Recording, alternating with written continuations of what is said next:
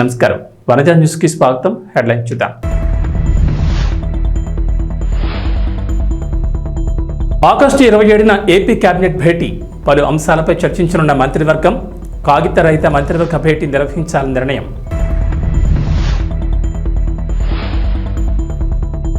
Aadhaar card లేని వారికి good news. Aadhaar ప్రత్యేక క్యాంపుల నిర్వహణ. ఆగస్టు 20 నుంచి 24 వరకు ప్రత్యేక క్యాంపులు.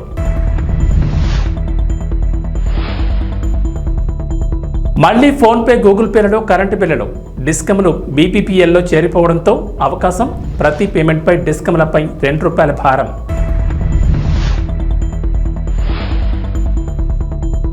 తెలంగాణలోని 7 జిల్లాల్లో భారీ వర్షాలు. వాతావరణ శాఖ హెచ్చరికలు జారీ. హైదరాబాద్కు రెడ్ అలర్ట్ జారీ. ఆగస్టు 27వ తేదీన ఏపీ కేబినెట్ భేటీ జరగనున్నట్లు తెలుస్తోంది. సచివాలయంలో సీఎం చంద్రబాబు అధ్యక్షతన ఆంధ్రప్రదేశ్ మంత్రివర్గం సమావేశం కానున్నట్లు సమాచారం. ఈ సమావేశంలో ప్రభుత్వం పలు కీలక ప్రతిపాదనలపై చర్చించే అవకాశం ఉంది.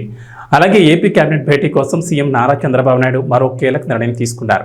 ఇకపై పేపర్లెస్ కేబినెట్ మీటింగ్ జరపాలని నిర్ణయించారు. ఈ క్రమంలోనే ఆగస్టు 27వ తేదీ కూడా కాగిత రహిత కేబినెట్ భేటీ నిర్వహించనున్నారు. పేపర్లకు బదులుగా మంత్రులకు ట్యాబ్లు, ఐప్యాడ్లు ఇవ్వనున్నారు. అయితే 2017లోనూ చంద్రబాబు ఎలాంటి నిర్ణయం తీసుకున్నారు. కేబినెట్ సమావేశాలను పేపర్లెస్గా నిర్వహించే ప్రక్రియకు శ్రీకారం చుట్టారు. ఇప్పుడు ఏపీ ముఖ్యమంత్రిగా మరోసారి బాధ్యతలు స్వీకరించిన చంద్రబాబు నాయుడు అదే పద్ధతి ఫాలో కావాలని నిర్ణయం తీసుకున్నారు. దీని గురించి గత మంత్రివర్గ సమావేశంలోని మంత్రులకు తెలియజేశారు. ఎలక్ట్రానిక్ పద్ధతిలో కేబినెట్ మీటింగ్ జరుగుతుందని, మంత్రులకు ట్యాబ్లు ఇస్తామని చెప్పారు. ఆ ప్రకారమే త్వరలో జరిగే మంత్రివర్గ సమావేశాన్ని కాగితరహితంగా నిర్వహించనున్నారు. మరోవైపు మంత్రివర్గ సమావేశంలో చర్చించే ఎజెండా ప్రకారం ప్రతి కేబినెట్ భేటీకి 40 సెట్ల నోట్స్ ముద్రిస్తున్నారు. దీనివల్ల ప్రింటింగ్ ఖర్చులు అధికమవుతున్నట్టు చంద్రబాబు భావిస్తున్నారు. మంత్రులకు ఐప్యాడ్లు అందించి నోట్స్ మొత్తం సాఫ్ట్ కాపీల రూపంలో అందజేస్తే ప్రింటింగ్ ఖర్చులు ఆదా అవుతాయనే ఆలోచనతో పాటుగా మంత్రివర్గంలో చర్చించే అంశాలు లీక్ కావనే ఆలోచనతోనే ఈ నిర్ణయం తీసుకున్నట్లు తెలుస్తోంది. మన దేశంలో ప్రస్తుతం ఏ పని జరగాలన్నా కూడా ఆధార్ కార్డు అనేది తప్పనిసరిగా మారిపోయింది. ప్రభుత్వానికి చేసుకునే దరఖాస్తుల దగ్గర నుంచి సంక్షేమ పథకాల వరకు ప్రతి అంశానికి ఆధార్ కార్డు కావాల్సి ఉంటుంది. ట్రైన్ రిజర్వేషన్ దగ్గర నుంచి తిరుమల శ్రీవారి దర్శనం వరకు అన్నింటికీ ఆధారే ఆధారం. ఈ నేపథ్యంలో భారతీయ పౌరులందరికీ ఆధార్ కార్డులు ఉండేలా ప్రభుత్వాలు చర్యలు తీసుకుంటున్నాయి. ఇందుకోసం ప్రత్యేకంగా క్యాంపులు కూడా నిర్వహిస్తున్నాయి. అలాగే ప్రభుత్వాలు అందించే సంక్షేమ పథకాలకు ఆధార్ కార్డులను ప్రామాణికంగా తీసుకుంటున్నారు. ఇక లబ్ధిదారుల ఎంపికలో ఆధార్ కార్డులు చాలా కీలకంగా ఉన్నాయి. ఆధార్ కార్డుల్లో తప్పుల కారణంగా లబ్ధిదారులు ఇబ్బందులు పడుతున్న ఘటనలు కూడా అక్కడక్కడ చూస్తున్నాం. ఈ పరిస్థితులను దృష్టిలో పెట్టుకుని ఏపీ ప్రభుత్వం కీలక నిర్ణయం తీసుకుంది. విద్యుత్ వినియోగదారులకు గుడ్ న్యూస్. మునుపట్లాగే మొబైల్లో ఫోన్పే, గూగుల్ పే, పేటీఎం లాంటి యాప్ల ద్వారా కరెంటు బిల్లులు కట్టేందుకు మార్గం సుగమైంది. రిజర్వ్ బ్యాంక్ ఆఫ్ ఇండియా మార్గదర్శకాల ఫలితంగా జూలై 1 నుంచి కరెంటు బిల్లుల చెల్లింపులు థర్డ్ పార్టీ యాప్లను నిషేధించిన విషయం తెలిసిందే. అయితే విద్యుత్ బిల్లుల చెల్లింపులను సరళీకృతం చేసేందుకు తెలంగాణలోని టీజీఎస్పీ డీసీఎల్, టీజీఎన్పీ డీసీఎల్, ఆంధ్రప్రదేశ్లోని ఏపీసీపీడీసీఎల్లో భారత్ బిల్ పేమెంట్ సిస్టమ్లు చేరిపోయాయి. డిస్కమ్లు బీబీపీఎస్లోకి రావడంతో ఇకపై బ్యాంకులు, ఫిన్టెక్ యాప్లు, వెబ్సైట్లతో పాటు బీబీపీఎస్ ఆధారిత ప్లాట్ఫామ్ల ద్వారా కూడా కరెంటు బిల్లులను సురక్షితంగా చెల్లించవచ్చని అధికారులు ప్రకటించారు. విద్యుత్ సంస్థలు బీబీపీఎస్లోకి చేరుతుండటంతో యూపీఐ చెల్లింపులకు మార్గం సుగమవుతోంది. హైదరాబాద్ కేంద్రంగా ఉన్న టీజీఎస్పీ డీసీఎల్ ఇప్పటికే ఫోన్పే ద్వారా చెల్లింపులను స్వీకరిస్తోంది. మిగతా సంస్థల్లోనూ చర్చిస్తున్నామని, గూగుల్ పే, అమెజాన్ పే ద్వారా కూడా రాబోయే రోజుల్లో చెల్లించవచ్చని ఓ అధికారి తెలిపారు. కాంగ్రెస్, బీజేపీల మధ్య విమర్శలు ఆ రెండు పార్టీలకు బీఆర్ఎస్ ప్రధాన అస్త్రంగా కనిపిస్తోంది. బీజేపీలో బీఆర్ఎస్ విలీనమంటూ కాంగ్రెస్ పార్టీ నేతలు విమర్శలు చేస్తుండగా కాంగ్రెస్లోనే బీఆర్ఎస్ విలీనమవుతుందంటూ బీజేపీ నేతలు ఎదురుదల చేస్తున్నారు. తెలంగాణ అసెంబ్లీ ఎన్నికల కంటే ముందు నుంచే బీఆర్ఎస్ బీజేపీలో విలీనమవుతుందని మొదట కాంగ్రెస్ నేతలు ఆరోపించగా, తెలంగాణ ఎన్నికల్లో కాంగ్రెస్ ఎన్నికల్లో గెలిచి అధికారంలోకి వచ్చిన తర్వాత కాంగ్రెస్లో బీఆర్ఎస్ విలీనమంటూ రెండు పార్టీల నేతలు ప్రచారం చేస్తున్నారు. ఈ క్రమంలోనే తాజాగా కేంద్ర మంత్రి బండి సంజయ్ సంచలన వ్యాఖ్యలు చేశారు. త్వరలోనే కాంగ్రెస్ పార్టీలో బీఆర్ఎస్ విలీనమవుతుందని బీజేపీ సీనియర్ నేత కేంద్ర మంత్రి బండి సంజయ్ వ్యాఖ్యానించారు. కాంగ్రెస్ పార్టీలో కేసీఆర్కు ఏఐసీసీకి పంపిస్తారని, తెలంగాణ పీసీసీ అధ్యక్షుడిగా కేటీఆర్ నియమిస్తారని, ఇక కల్వకుంట్ల కవితకు రాజ్యసభ సీటు ఖాయం చేస్తారని బండి సంజయ్ తెలిపారు. తాజాగా మీడియాతో మాట్లాడిన బండి సంజయ్ కాంగ్రెస్ పార్టీ, బీఆర్ఎస్ పార్టీలపై విమర్శలు గుప్పించారు. పొత్తు పెట్టుకుని పదవులు పంచుకున్న చరిత్ర కాంగ్రెస్ పార్టీది, బీఆర్ఎస్లదని పేర్కొన్నారు. ఇక ఢిల్లీ లిక్కర్ పాలసీ కేసులో అరెస్ట్ అయి ఢిల్లీలోని తిహార్ జైల్లో కస్టడీలో ఉన్న కల్వకుంట్ల కవిత బెయిల్కు బీజేపీకి ఏం సంబంధం ఉందని బండి సంజయ్ ప్రశ్నించారు. సెలవులు రావడంతో ఉభయ తెలుగు రాష్ట్రాల్లో ప్రయాణాలు పెరిగాయి. హైదరాబాద్లో ఉద్యోగం చేస్తున్న వారు 5 రోజుల సెలవులు రావడంతో సొంత ఊళ్ళకు బయలుదేరుతున్నారు. అయితే బస్సుల్లో ఛార్జీల మొత్తం, రైళ్లలో టికెట్ల రద్దీతో ఇబ్బందులు పడుతున్నారు.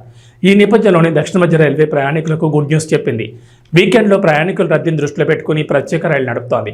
ఈ విషయాన్ని సౌత్ సెంట్రల్ రైల్వే ఓ ప్రకటనలో తెలిపింది. సికింద్రాబాద్, నర్సాపూర్, కాకినాడ, సికింద్రాబాద్, కాచిగూడ, తిరుపతి రూట్లలో ఈ రైళ్లు నడుస్తాయని దక్షిణ మధ్య రైల్వే వెల్లడించింది. స్వయంభూ శ్రీ కాణిపాక వరసిద్ధి వినాయక స్వామిని ఆంధ్రప్రదేశ్ శాసనసభ స్పీకర్ అయ్యన్న పాత్రుడు దర్శించుకున్నారు. శుక్రవారం సాయంత్రం శ్రీ వినాయక స్వామి వారి దర్శనార్థం ఆంధ్రప్రదేశ్ శాసనసభ స్పీకర్ కుటుంబ సమేతంగా విచ్చేగా పోతలపట్టు ఎమ్మెల్యే డాక్టర్ కలికిరి మురళీమోహన్, కాణిపాక ఆలయ ఈవో కె వాణి స్వాగతం పలికారు.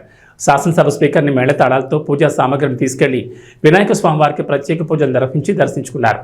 అనంతరం ఆశీర్వాద మండపంలో శాసనసభ స్పీకర్కు పోతలపట్టు ఎమ్మెల్యే, ఆలయ ఈవో, వేద పండితులచే శ్రీ వినాయక స్వామివారి చిత్రపటాన్ని, శేష వస్త్రాలు, ఆశీర్వాదం అందించి శ్రీ వినాయక స్వామివారి తీర్థప్రసాదాలు అందించారు. ఈ కార్యక్రమంలో DRO Pullaiah, RDO Chinnaiah, DSP Sudhakar Reddy, తహసీల్దార్ మహేష్, ఆలయ AUO Vidyasagar Reddy, superintendent Kodandapani, inspector Ravi తదితరులు పాల్గొన్నారు. నేను స్పీకర్గా ప్రమాణ స్వీకారం చేసిన తర్వాత మొట్టమొదటిసారిగా తిరుపతి వెంకన్న స్వామి దర్శనం కోసం రావడం జరిగింది. అది అమ్మవారి పద్మావతి అమ్మవారిని కూడా దర్శనం చేసుకొని మరి మన ఇక్కడ టెంపుల్కి రావాలని చెప్పి ఆలోచించి రోజు వచ్చాం. నాకు ఈ టెంపుల్ చాలాసార్లు వచ్చాను ఇంతకుముందు. స్పీకర్గా మొట్టమొదటి మళ్ళీ ఫస్ట్ టైం రావడం జరిగింది. స్వామి ఆశీర్వాదం తీసుకున్నాను. స్వామివారిని నేను కోరింది ఏంటంటే, గత 5 సంవత్సరాల్లో కొంతమంది దోపిడీదారులు అనండి ఏమని అనుకోండి, రాష్ట్రాన్ని సర్వనాశనం జరిగిన సంగతి మనకు తెలుసు. విచ్చలవిడి దోపిడీ జరిగింది. రాష్ట్రం అన్ని రంగాల్లో కూడా నష్టపోయిన సంగతి మనం అందరూ చూసాం. మొన్న ఎలక్షన్లో ప్రజలు మంచి తీర్పు ఇచ్చారు. రాష్ట్ర భవిష్యత్తును దృష్టిలో పెట్టుకొని ఓటింగ్ జరిగింది. మళ్ళీ ఒక కష్టపడి పనిచేసే నాయకుడికి అవకాశం ఇచ్చారు. అందుకే నేను ఏమన్నానంటే, ఇవాళ భగవంతుని 3 టెంపుల్స్ కలిసినప్పుడు ఈ రాష్ట్ర భవిష్యత్తుని దృష్టిలో పెట్టుకొని ఆ రోజు వెంకటేశ్వర స్వామిని కానీ, పద్మావతి అమ్మవారిని కానీ, ఇలాగా మన వినాయక స్వామిని కానీ ఈ రాష్ట్రానికి ఆశీర్వాదం ఇవ్వాలి. నష్టపోయిన ఈ రాష్ట్రానికి ఒక భవిష్యత్తుని కల్పించమని, ఒక మాటను నమ్మి రాష్ట్ర భవిష్యత్తు కోసం ఓటేసిన ప్రజలకి ఒక భరోసా కల్పించమని చెప్పి భగవంతుని నేను కోరుకోవడం జరిగింది. ఇంకేంటంటే మనం చూసాం, నిన్నే ఆగస్టు 15th జరిగింది. మనంతా కూడా పండగ చేసుకున్నాం స్వతంత్ర దినోత్సవాన్ని. 78 సంవత్సరాలు అయిపోయింది స్వతంత్రం వచ్చి. ఆ రోజు దేశ స్వతంత్రం కోసం ఎంతో మంది మహానుభావులు ప్రాణత్యాగం చేశారు. త్యాగం వేరు, ప్రాణత్యాగం వేరు. ప్రాణత్యాగం చేశారు.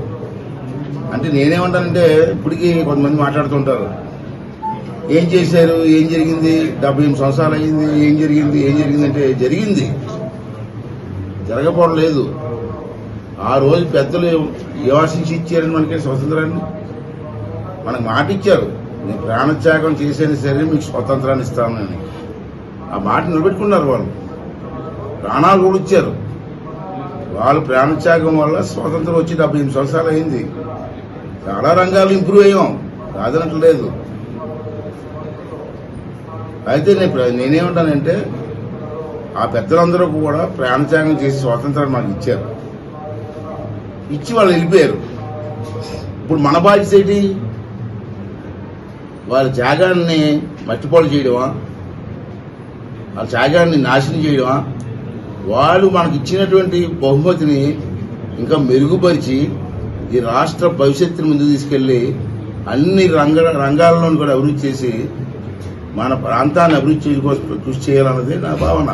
ప్రజల ప్రాణాలను కాపాడే వైద్యులకు పటిష్టమైన భద్రతను కేంద్ర రాష్ట్ర ప్రభుత్వాలు కల్పించాలని, కలకత్తాలో జరిగిన అమానవీయ ఘటన తిరిగి పునరావృతం కాకుండా కఠినమైన చర్యలు తీసుకునేలా నిబంధనలు రూపొందించి చట్టం తీసుకురావాలని శుక్రవారం తిరుపతి రుయా హాస్పిటల్ వద్ద ఎస్వి వైద్య కళాశాల స్విమ్స్ వైద్యులు ఐఎంఈ ఆధ్వర్యంలో పెద్ద ఎత్తున నిరసన కార్యక్రమం నిర్వహించారు.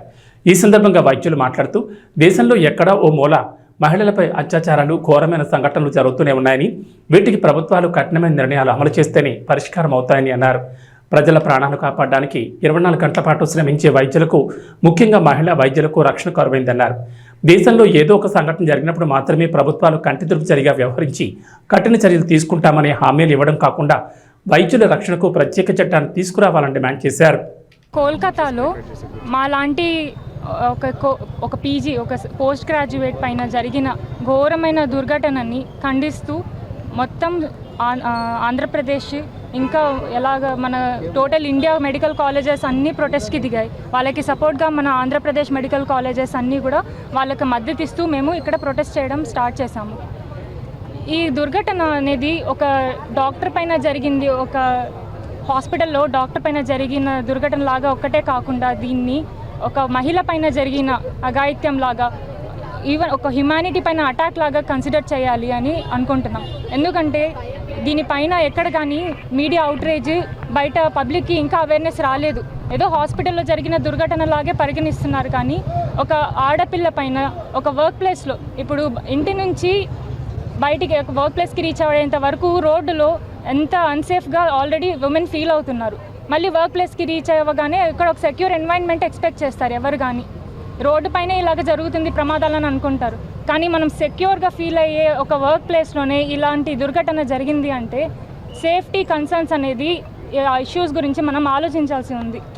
ఇలాగ ఎందుకు జరుగుతున్నాయి అంటే కనీస వసతులు లేనందువల్ల, హాస్పిటల్లో సెక్యూరిటీ లేనందువల్ల ఇలాంటి ఇష్యూస్ రైజ్ అవుతున్నాయి. ఇదొకటి విషయం ఎందుకు జరుగుతున్నాయి వర్క్ ప్లేస్ ఎన్వైరన్మెంట్లో అని. ఇంకొకటి ఏమంటే ఈ రేప్ అండ్ మర్డర్ అనే ఇలాంటి థింగ్స్, ఇలాంటి టర్మ్స్ అనేది ఎంత కామన్ అయిపోయింది అంటే పీపుల్ అంతా అసలు డీసెన్సిటైజ్ అయిపోయి ఉన్నారు. దీనికి కొంచెం కూడా చలనం లేకుండా అయిపోతుంది. ఇట్స్ జస్ట్ అనదర్ న్యూస్ లాగా అయిపోయింది.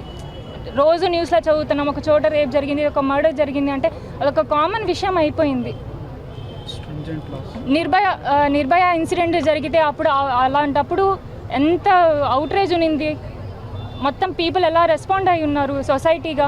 ఇప్పుడు ఇన్ని సంవత్సరాల తర్వాత మళ్ళీ అలాంటి ఒక ఘోరమైన ఇన్సిడెంట్ జరిగినప్పుడు ఎందుకు పబ్లిక్ కానీ ఎక్కడ కానీ అంత అవుట్రేజ్ లేదు అంటే మనం అంత ఇన్సెన్సిటివ్ అయిపోయినామా, ఈ కండిషన్స్కి అలవాటు అయిపోయినామా. కాబట్టి ఫస్ట్ మనం ప్రభుత్వం నుంచి, సెంట్రల్ గవర్నమెంట్ నుంచి, స్టేట్ గవర్నమెంట్ నుంచి మాకు కొన్ని డిమాండ్స్ ఉన్నాయి. సెంట్రల్ గవర్నమెంట్ నుంచి అయితే సెంట్రల్ ప్రొటెక్షన్ యాక్ట్ అనేది మేము అందరం డిమాండ్ చేస్తున్నాం నేషన్ వైడ్. ఇంకా మన స్టేట్ గవర్నమెంట్, మన స్టేట్ ఇక్కడ ప్రభుత్వం నుంచి మా డిమాండ్స్, అందరు మెడికల్ కాలేజెస్ నుంచి మా డిమాండ్ వచ్చి ఒక స్పెషల్ ప్రొటెక్షన్ ఫోర్స్ అనేది. స్పెషల్ ప్రొటెక్షన్ ఫోర్స్ అంటే ఇప్పుడు మనకి డాక్టర్లకు కానీ, ఇక్కడ వర్క్ చేసే నర్సులకు కానీ, టెక్నీషియన్ల వాళ్ళకి కానీ కనీస భద్రత అనేది లేదు. ఎప్పుడు కానీ కాన్స్టెంట్గా పేషెంట్స్కి కానీ ప్రజలకి అందుబాటులో ఉండేది, వాళ్ళతో ఇంటరాక్ట్ అయ్యేది ఎప్పుడు కానీ 24 hours రౌండ్ ద క్లాక్ ఉండే వ్యవస్థ ఇక్కడ హెల్త్ కేర్ ప్రొఫెషన్ ఒక్కటే. హెల్త్ కేర్ ప్రొఫెషన్లో వర్క్ చేసే ఆ ప్రొఫెషనల్స్ అందరూ కూడా కాన్స్టెంట్ థ్రెట్లో ఉంటారు. ఎవరైనా బంధువులు కొంచెం అజిటేట్ అయినా కానీ, ఎవరైనా ఇబ్బంది కలిగిస్తున్నా కానీ వాళ్ళ ఇమోషన్స్కి ఫేస్ చేసేది అంతా కూడా మన డాక్టర్స్, మన సిస్టర్లు, ఇక్కడ పనిచేసే ప్రభుత్వ ఆసుపత్రుల్లో పనిచేసే టెక్నీషియన్స్ వాళ్ళు మాత్రమే. కాబట్టి వాళ్ళ ఇమోషన్స్లో తప్పు లేదు. కానీ వాళ్ళ ఒకవేళ ఏమన్నా కండిషన్స్ కొంచెం ఇబ్బందికరంగా అయిపోయింది, ఎక్కడ మనకి ఏమంటారు భద్రత లేకుండా పనిచేస్తున్నామన్న డాక్టర్స్కి భద్రత కల్పించాలి. ఇక్కడ హెల్త్ కేర్ ప్రొఫెషనల్స్ అందరికీ కూడా భద్రత, కనీస వస్తువులు కావాలి అని స్పెషల్ ప్రొటెక్షన్ ఫోర్స్ అనేది డిమాండ్ చేస్తున్నాం. దాంతోపాటు అలాగా దోషుల్ని పట్టుకోవడానికి కూడా ఫస్ట్ ఆఫ్ ఆల్ వాళ్ళని పట్టుకోవడానికి కరెక్ట్గా సెక్యూరిటీ కెమెరాస్ అవన్నీ కూడా కావాలి అన్ని మెడికల్ కాలేజెస్లో. ప్లస్ కనీస వస్తువులు అంటే సీసీటీవీ కెమెరాస్, స్ట్రీట్ లైట్స్, డ్యూటీలు 24 గంటలు, 34 గంటలు, 48 hours. ఇప్పుడు డబుల్ డ్యూటీ అని ఉంటుంది, 48 hours. దాని పక్కన రోజు, ఇంకో రోజు కూడా డ్యూటీ కంటిన్యూ చేస్తాం. 60 గంటల్లో కూడా డ్యూటీ చేస్తారు. అలాంటి డ్యూటీస్ చేస్తున్నప్పుడు కనీస వస్తువులు ఇక్కడే ఉండిపోతారు. డ్యూటీ అంటే రెసిడెంట్స్ అంటే డాక్టర్స్ కానీ, ఈజీస్, ఇంటర్న్స్ అందరూ హాస్పిటల్లోనే ఉంటారు.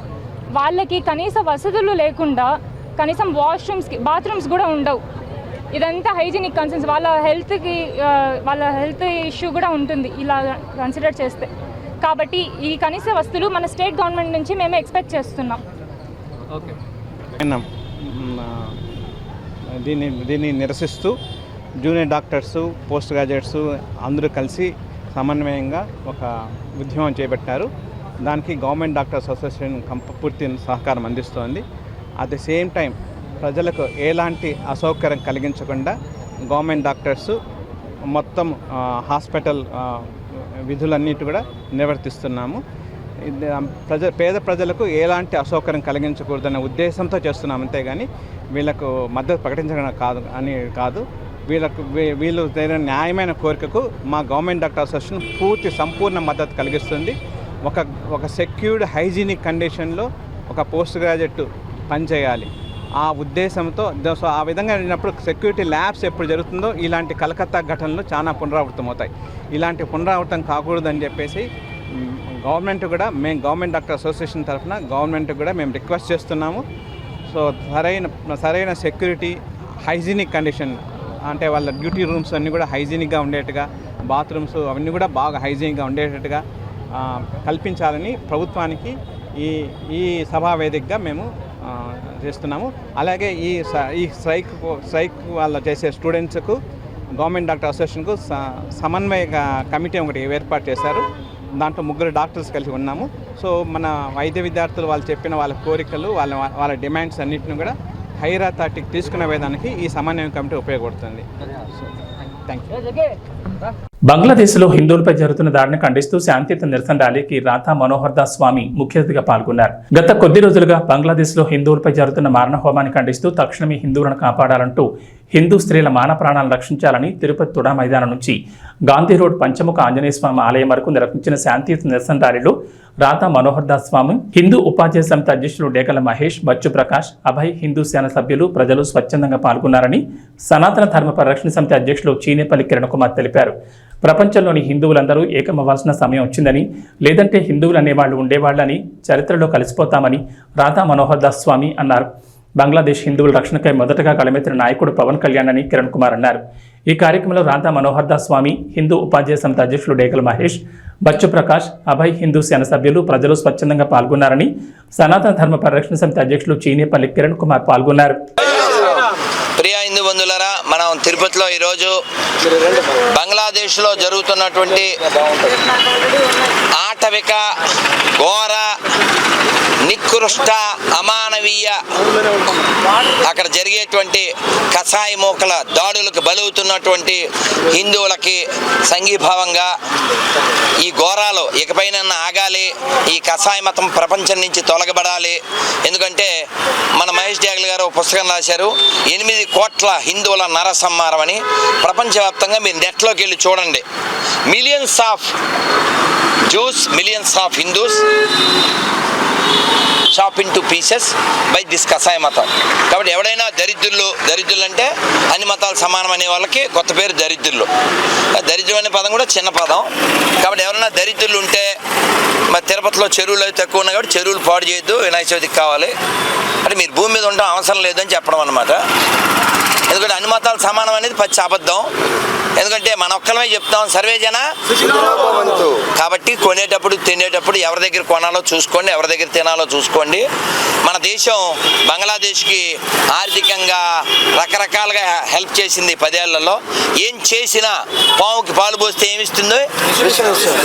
కాబట్టి విశ్వాసం లేనటువంటి కుక్కను మళ్ళీ అవమానించకూడదు. కుక్కకి విశ్వాసం ఉంటుంది, మొక్క కట్ చేసుకున్న చోట విశ్వాసం అనేది ఎక్స్పెక్ట్ చేయకూడదు. కాబట్టి ఎక్కడ కొనాలో హిందువులారా నిర్ణయించుకోండి, లేదా ఎక్కడ మీకు తీసివేయబడుతుందో కూడా మీరు నిర్ణయించుకోకుండానే జరుగుతుంది. భవిష్యత్తు అదే అవుతుంది. కాబట్టి హిందువులు మెజారిటీగా ఉన్నంతసేపే ప్రపంచంలో ప్రశాంతి ఉంటుంది, భారతదేశంలో ప్రశాంతి ఉంటుంది. అన్నీ ఒకటే అని చెప్పి నపుంసక కబుర్లు చెప్పొద్దు. జై శ్రీరామ్. అలాగే పాకిస్తాన్లో కూడా 40% పైన ఉండేవారు, కానీ వాళ్ళంతా ఏమైపోయారు, 7%కి వచ్చేసారు. వీళ్ళంతా ఎందుకు అలా వచ్చేసారు? ఎందువల్లంటే మన తగు జాగ్రత్తలు తీసుకోక. ఎక్కడైతే ఆ జిహాదీ మోక, ఆ రాక్షస మోక పెరుగుతుందో అక్కడ మానవ ప్రాణాలకు విలువ ఉండదు. మొన్నొక వీడియో మీరు చూసుంటారు, ఆడపిల్లని, హిందూ అమ్మాయిని, నానా ప్లీజ్ వాయిస్ హర్ష గారు ప్లీజ్, ఆడపిల్లని, హిందూ అమ్మాయిని ఆ పిశాచి మతం ఆడపిల్లలో బట్టలు తీస్తే ఈ పిశాచి రాక్షస మోక ఎలా నాశనం చేసిందో వీడియో తీసి మరి. కాబట్టి వాళ్ళ దాంట్లో ఎడారి మతాల్లో స్త్రీకి విలువ లేదు, ఒక్క మంచి స్త్రీని వాళ్ళు చూపించలేరు. ఎందుకంటే వాళ్ళకి ఓన్లీ కాన్సెప్టు వాడుకోవడమే తప్ప. కాబట్టి అన్ని మతాలు సమానమనే దరిద్రులారా, నీచులారా, నికృష్టులారా, వాళ్ళ మతాల్లో కూడా మంచి అమ్మని చూపించండి. ఈరోజు వరలక్ష్మి వ్రతం, మనం తల్లిని చూపించగలం. మట్టిలో అమ్మని చూస్తాం, భూమాత అంటాం. నీళ్ళల్లో గంగమ్మని చూస్తాం, డబ్బులో లక్ష్మీదేవిని చూస్తాం, పుస్తకంలో సరస్వతి దేవిని చూస్తాం, అన్నంలో అన్నపూర్ణను చూస్తాం. ఇది మన సంస్కృతి. అన్ని మతాలు సమానం అంటే నేను కొత్త చెప్పులు కొనుక్కున్నాను. ఇందు మూలంగా అందరికి తెలియజేయబడుతుంది. జై శ్రీరామ్, జై శ్రీరామ్. చియాన్ విక్రమ్ తంగలాన్ టోనీ ప్రకటించిన సంగతి తెలిసిందే. శుక్రవారం జరిగిన థ్యాంక్స్ మీట్ లో విక్రమ్ స్టేజ్ మీద ఈ అనౌన్స్మెంట్ చేశాడు. తంగలాన్ అందరూ బాగా ఆదరిస్తున్నారు కాబట్టి పార్ట్ 2 కూడా ప్లాన్ చేశాం. ఇందులో చెప్పడానికి 100 స్టోరీలు ఉన్నాయి. రంజిత్ కథ రెడీ చేశాక పార్ట్ 2ని పట్టాలెక్కిస్తామని విక్రమ్ స్టేజ్ మీద అనౌన్స్ చేశాడు. కానీ అసలు తంగలాన్ మూవీ కమర్షియల్ గా లాభాన్ని తెచ్చిపెడుతుందా, బ్రేక్ ఈవెన్ అవుతుందా అన్నది చూడాలి. చియాన్ విక్రమ్ ఓ సినిమా కోసం తన పాత్ర కోసం 1000% ఎఫర్ట్స్ పెడుతూ ఉంటాడు. కానీ సక్సెస్ మాత్రం ఓ 50% కూడా రాదు. విక్రమ్ పడే కష్టానికి తగ్గ స్థాయిలో హిట్ వచ్చి చాలా కాలమే అయింది. అపరిచితుల తర్వాత విక్రమ్ స్థాయిలో ఒక్క హిట్ కూడా పడలేదు. ఎన్నో సినిమాల్లో ఎన్నెన్నో ప్రయోగాలు చేశాడు, కానీ ఏదీ వర్కౌట్ కాలేదు. మనోహరుడు, నాన్న, పొన్నియిన్ సెల్వన్ 1, 2 ఇలా ఎన్నో ప్రయోగాలు చేశాడు. కానీ విక్రమ్కు కమర్షియల్గా మరో మెట్టు ఎక్కించలేకపోయాయి. ఇక వాతావరణ విషయానికి వస్తే తెలంగాణలో వరుణుడు తన ప్రతాపం చూపిస్తున్నాడు. రాష్ట్ర రాజధాని హైదరాబాద్తో పాటు పలు జిల్లాల్లో భారీ వర్షాలు కురుస్తున్నాయి. ఈ క్రమంలోనే వాతావరణ శాఖ అలర్ట్ జారీ చేసింది. ఈరోజు రాష్ట్రంలోని 7 జిల్లాల్లో భారీ వర్షాలు కురిసే అవకాశం ఉందని వాతావరణ శాఖ అంచనా వేసింది. సంగారెడ్డి, వికారాబాద్, మహబూబ్నగర్, వనపర్తి, నాగర్ కర్నూలు, జోగులాంబ, గద్వాల, నారాయణపేట జిల్లాలో విస్తారంగా వర్షాలు కురిసే అవకాశం ఉందని తెలిపింది. భారీ వర్షాలు కురిసే ఛాన్స్ ఉన్నందున ఆయా జిల్లాలకు వాతావరణ శాఖ హెచ్చరికలు జారీ చేసింది. ఆయా జిల్లాలకు ఎల్లో అలర్ట్ జారీ చేసింది. ఈ నేపథ్యంలో ఆయా జిల్లాల ప్రజలు అప్రమత్తంగా ఉండాలని వాతావరణ శాఖ సూచించింది. ఇదిలా ఉంటే నిన్న హైదరాబాద్ సహా కరీంనగర్, మెదక్, జగిత్యాల, సిద్దిపేట, నిజామాబాద్ జిల్లాల్లో భారీ వర్షం కురిసింది. ఇక హైదరాబాద్లోని పలు ప్రాంతాల్లో ఉరుములు, మెరుపులతో పాటు ఈదురుగాలులతో కూడిన జోరు వాన కురిసింది. ఈ క్రమంలో హైదరాబాద్ వాతావరణ శాఖ రెడ్ అలర్ట్ జారీ చేసింది. నగరంలోని ఆయా ప్రాంతాల్లో భారీ వర్షాలు కురిసే అవకాశాలున్నాయని హెచ్చరికలు జారీ చేసింది. ఈ క్రమంలోనే నగరవాసులు అప్రమత్తంగా ఉండాలని సూచించింది. ఏబీ బులెటిన్ విశేషాలు. నమస్కారం.